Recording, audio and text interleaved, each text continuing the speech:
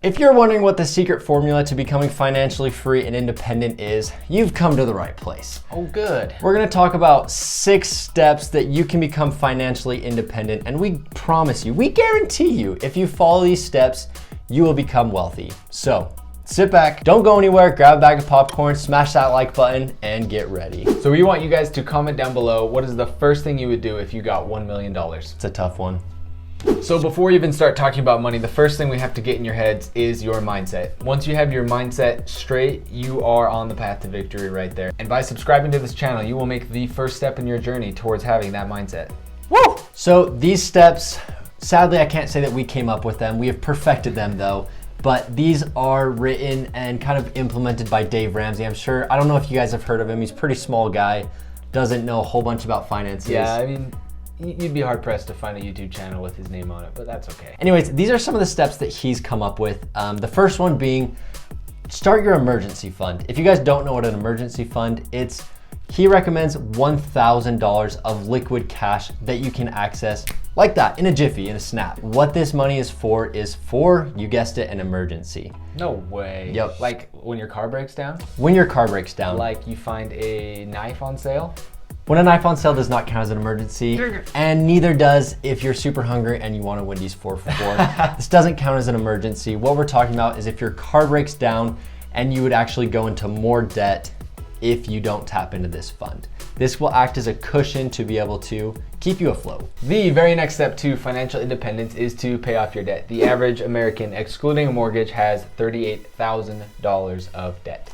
No small amount. No small amount in freaking deed. Indubitably. There is no way to grow your money when you're paying interest on all of your debt because you're paying extra. Pretend you take out a car loan for $10,000 with a 3% interest rate. That interest rate is going to cost you more money than it would just paying $10,000 cash for that car. And there are 2 main methods to pay down your debt. One is the snowball method and the other one is pay down your debt with the highest interest rate first method. We better shorten that name a little bit, so.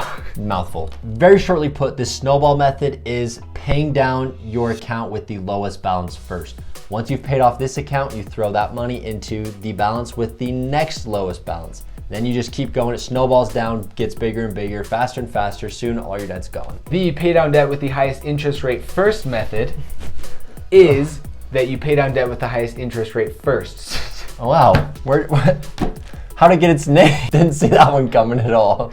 So basically the point is by paying down the debt with the highest interest rate, you're saving yourself the most amount of money because that high interest rate is costing you more money over the long term. In theory, you're saving yourself more money by paying the highest interest rate down first. All right, guys, the third step, and by this point, you've already made your emergency fund of $1,000. That's Dave's third, but we're way ahead of him. Yeah, we are. We're more advanced. You've already made your emergency fund of $1,000. You've already paid off all your debt. You're sitting pretty. What do you do with all this money you have now? What you should be doing is you're going to grow your emergency fund. Now, what's recommended, there are different amounts. Some people say 3 months, some people say 9, some people say 6. So it's kind of what you're comfortable with, but you save up about 3 to 6 months of living expenses that you could pay for if you didn't have a job. So if you lost your job, you would have enough money saved up to pay about 3 or 6 months of living, rent, mortgage, anything you would need, so that you don't fall back into the debt that you just barely paid off. This has got to be the most boring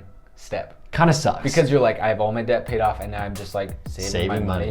Like, that's pretty boring. That's probably one of the most important steps though, because that leads you to step number 4, or our step number 5, which is invest your money. This step is incredibly important because now you have all your emergency funds saved up. You are ready for whatever life can throw at you, and now you're ready to start making the big bucks. This is where you can start investing and really focusing on your Roth IRA, your 401k, or an active investing account, or putting it into real estate and investing that way. And I think a lot of people want to just skip straight to this step before they have anything built up. It's dangerous if you just go to investing all your money before you have anything saved up, because if something hard hits you, you're going to lose some of that money. You won't be able to pull that money out to save you and keep you out of debt. Just like my cryptocurrency this past week. That dang Dogecoin, man. And the last step, you're raking in the dough. You have millions of dollars by this point.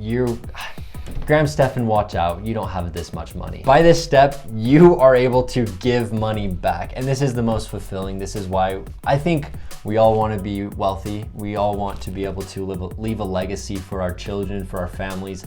And it helps you feel good. You give money away to people and you feel good. So this is the last step. Once you have some, give money back. Really, it's all that feel-good crap. And you should always have this desire with money. You should always want to be able to help other people. And when you're finally in that situation that you're able to, go for it. Don't make any excuses, because this is really where money becomes fulfilling and less of a burden. I don't know, I'm not a millionaire yet. But I feel good giving some money away. Yeah, every once in a while I'll give $1 away. You know, maybe like a penny, 5 cents. It makes me feel good. You're pathetic. So once again, if you found anything in this video helpful or beneficial to you, make sure to drop a comment, drop a like. It's super appreciated and helps push our video out to all the other viewers that would just die to see this video. We'll catch you next time. See ya.